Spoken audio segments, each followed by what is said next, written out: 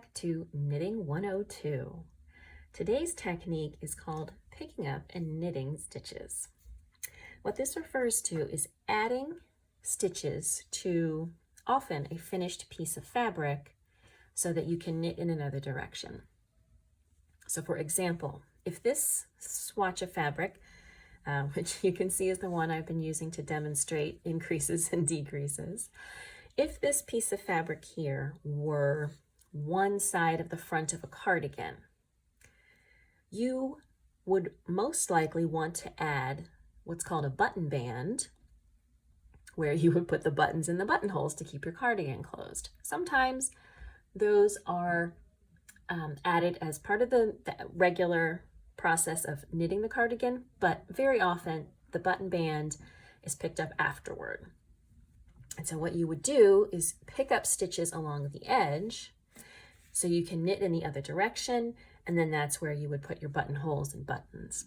This is also used quite often for a collar for a finished cardigan or pullover. That's often picked up at the end and knit.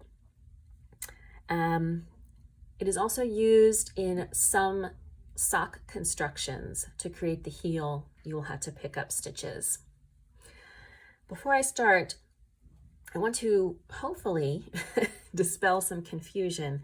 Some patterns you'll find will say pick up XYZ number of stitches, and some will say pick up and knit XYZ number of stitches.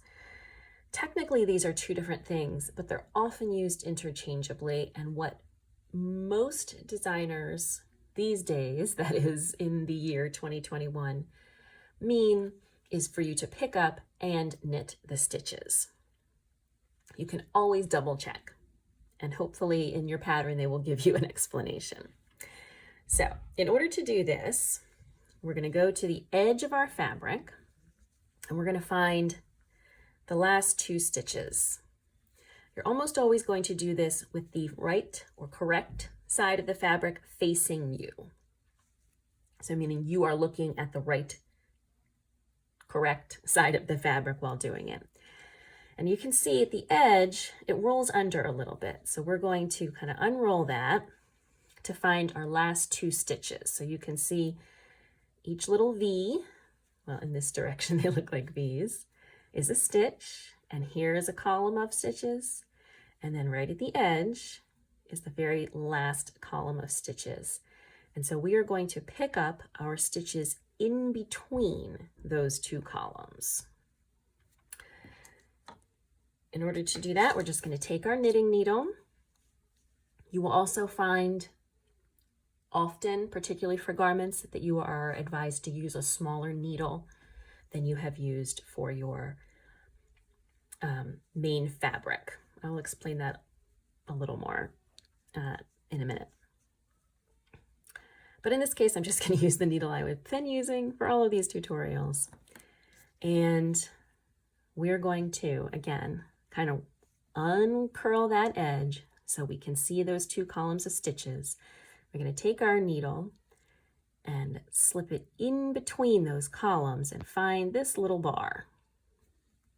And if you stretch it out, you can see all those little bars in between. So I'm going to insert it here and find that bar and put that on the needle. This is technically picking up the stitch. So if a pattern just says pick up stitches, technically you would just go through and pick up a bunch of stitches like this, but most patterns, as I said, nowadays want you to pick up and knit simultaneously. So we've picked up our stitch. Now we're going to take our working yarn and treat this as any other stitch on our needle. So we'll wrap it around and pull through. Now the first one can sometimes be a little tricky. It wants to slide off the needle. So just make sure you have a good grip on the tail end of your working yarn. And then we're going to do that again. In between the two columns of stitches, we insert the needle, wrap the yarn around, and pull through.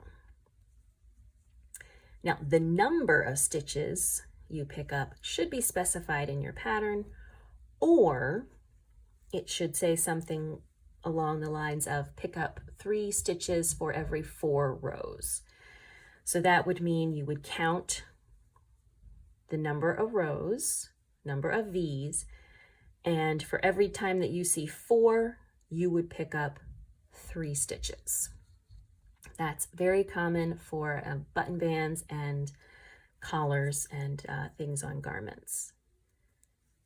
So we would just do this all the way until we reach, and we're making sure, okay, that I'm getting the needle in between those 2 columns. So we get a nice neat edge. I would do this all the way to the end, picking up between those 2 columns of stitches. Okay. And then when I would get to the end, pick up one more. There it is.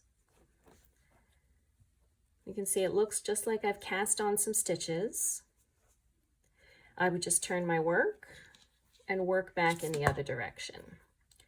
So let me do that for a few rows so we can see what this looks like. Now the other thing is that if you are doing a button band or a collar or something along those lines for a garment, that's rarely going to be in stockinette. It's almost always some kind of ribbing or a contrasting stitch pattern, but for our purposes, I'm just going to knit in stockinette to demonstrate what that looks like. Now the reason that you are not picking up 1 for 1 goes along with the reason that you're usually using a smaller needle. And that is because you are now working in the opposite direction. So your stitches don't match your rows. Stitches tend to be wider this way than rows are long this way. That's just a little bit of maybe a technical background that you don't really need at this point, but just as an FYI.